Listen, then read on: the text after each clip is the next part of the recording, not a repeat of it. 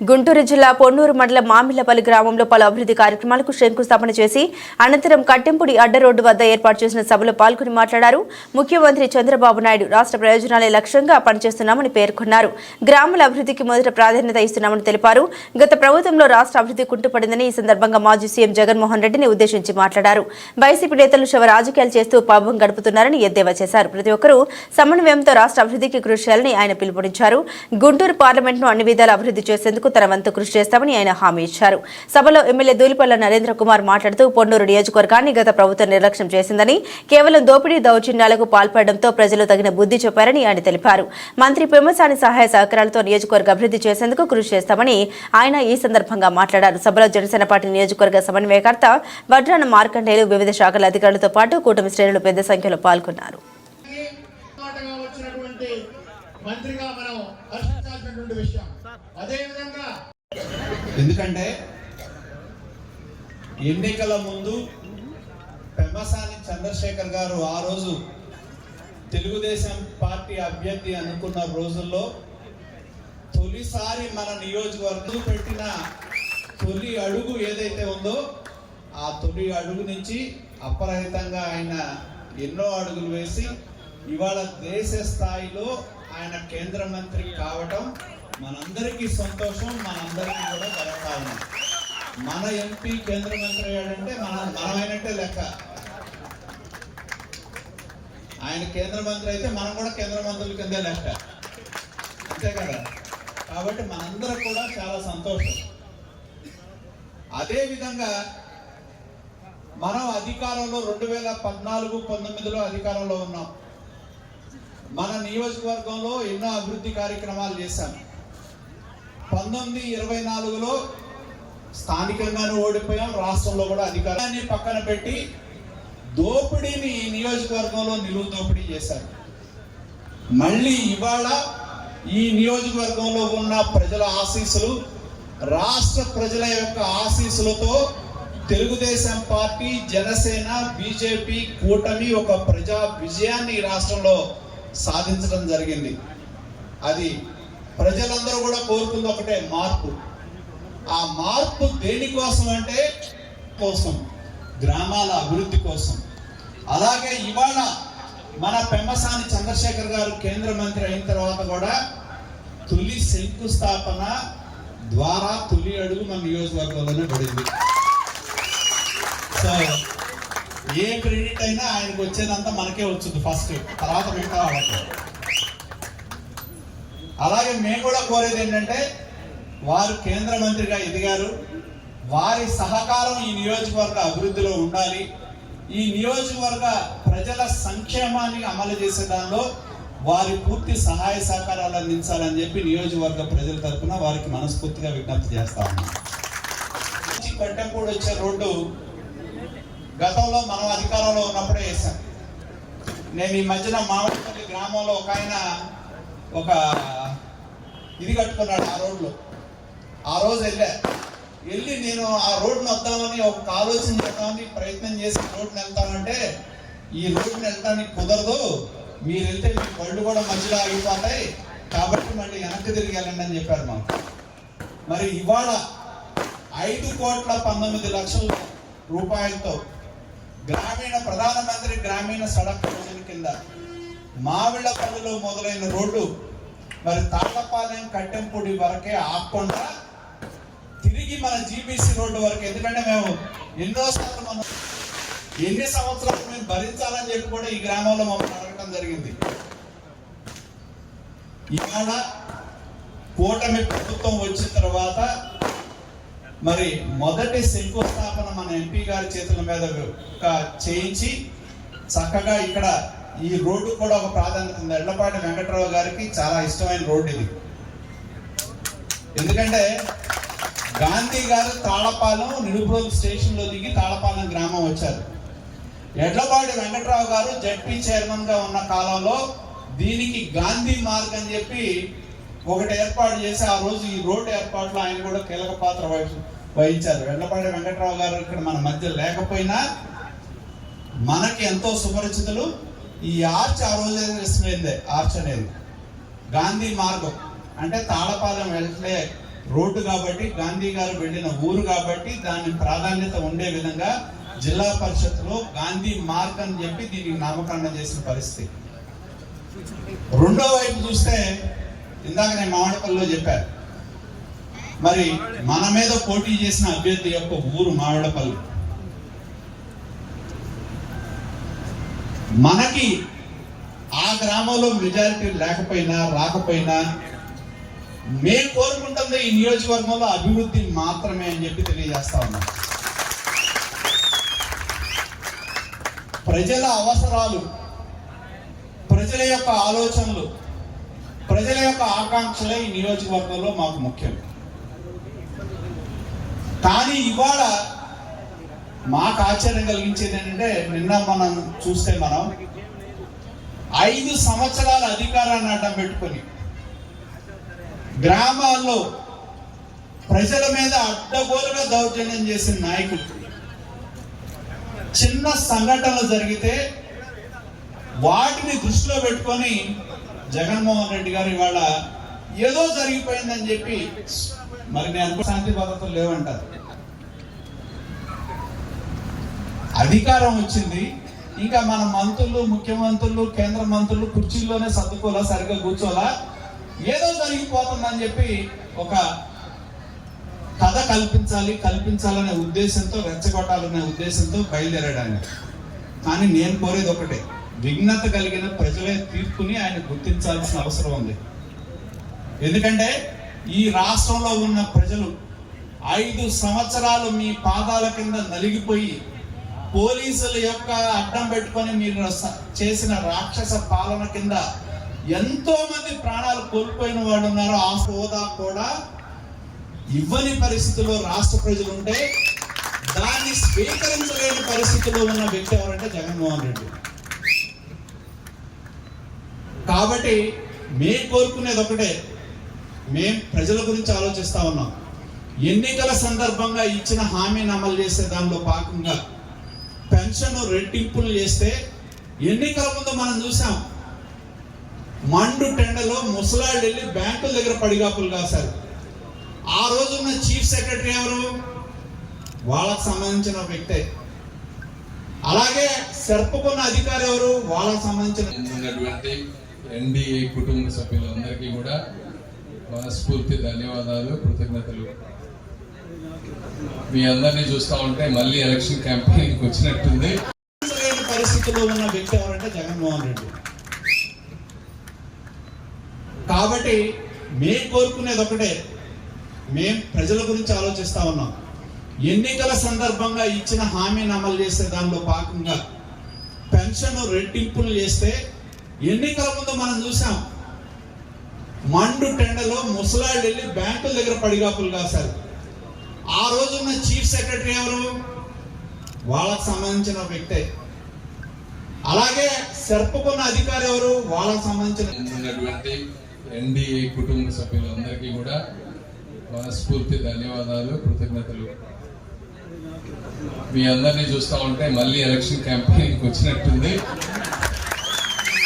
కాకపోతే ఒక ప్రభుత్వమైన పోస్ట్లో ఉన్నాం కాబట్టి చక్కగా మాట్లాడాలి కాబట్టి ఎక్కువ రాజకీయాలు మాట్లాడదలుచుకోలేదు నేను. ఏదేమైనప్పటికీ పొన్నూరు వారి ద్వారా ఆత్మీయ సమావేశం పొన్నూరు నియోజకవర్గంలో చేసుకున్నాం. మరి ఈరోజు మొదటి శంకుస్థాపన ఇక్కడ చేసుకోవడం కూడా చాలా ఆనందంగా ఉంది. ఎందుకంటే తొలి అడుగుతో స్టార్ట్ అయ్యి 3.5 లక్షల మెజారిటీ తోటి ఒక మంచి ప్రహసనలాగా ముందుకు వెళ్ళింది. అదేవిధంగా అభివృద్ధి కార్యక్రమాలు కూడా ఇదే విధంగా ఎక్కడ అడ్డంకు లేకుండా జరుగుతాయని ఆశిస్తున్నాను. అదేవిధంగా దానికి మీ ఆశీస్సులు కావాలని కోరుకుంటా ఉన్నాను. మరి నేను ఛార్జ్ తీసుకున్న వెంటనే రూరల్ డెవలప్, యాక్చువల్గా చాలా మంది ఏమన్నారంటే నేను డాక్టర్ కదా, హెల్త్ మినిస్టర్ వచ్చు, లేదంటే చదువు చెప్తారు కాబట్టి ఎడ్యుకేషన్ మినిస్టర్ ఏమని అడిగారు. మీ అందరికీ ప్రపంచానికి తెలియంది ఏంటంటే రూరల్ డెవలప్మెంట్ కావాలని అడిగిందే మేము.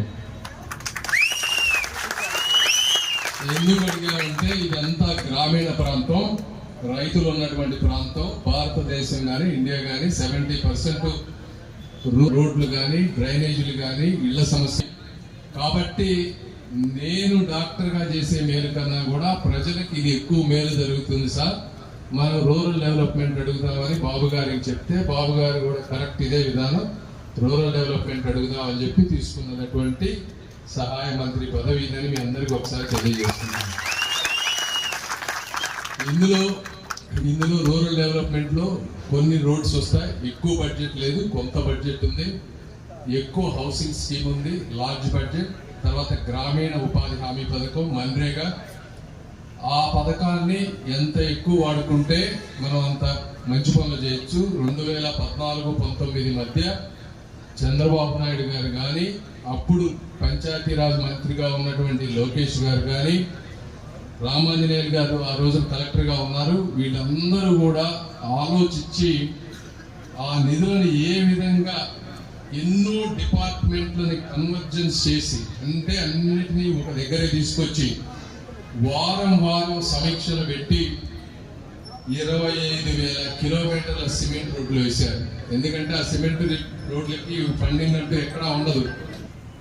ఆ తర్వాత 5 సంవత్సరాల్లో జగన్మోహన్ రెడ్డి గారి ప్రభుత్వం వచ్చాక వీటిని పూర్తిగా వదిలేసి ఆ నిధులని సక్రమంగా ఉపయోగించుకోవడం చేతగాక, అదేవిధంగా ఇవే కాకుండా ఇంకా చాలా నిధులు ఉన్నాయి. హౌసింగ్ స్కీమ్ కానీ వేరే నిధుల్లో సెంట్రల్ గవర్నమెంట్ మెజారిటీ స్కీమ్స్ లో 60% సెంట్రల్ గవర్నమెంట్ ఇస్తుంది, 40% స్టేట్ గవర్నమెంట్ ఇవ్వాలి.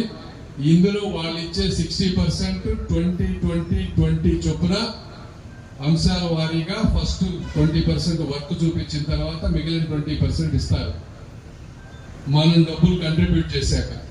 వీళ్ళు ఏం చేశారు అంటే వాళ్ళు 20% ఇచ్చారు, వీళ్ళు ఆ 20% లాక్కున్నారు. వీళ్ళు ఇవ్వాల్సిన మ్యాచింగ్ ఇవ్వకపోయేటప్పటికి తర్వాత రావాల్సిన 40% రాక ఆ నిధులను సక్రమంగా ఉపయోగించుకోలేక ఈరోజు ఇటువంటి అధ్వాన్నమైనటువంటి పరిస్థితిని మనం గ్రామాల్లో చూస్తా ఉన్నాం.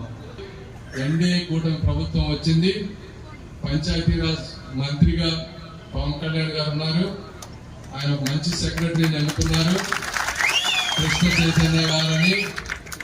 ఆయనతోటి నిన్నంతా కాసేపు కూర్చున్నాం.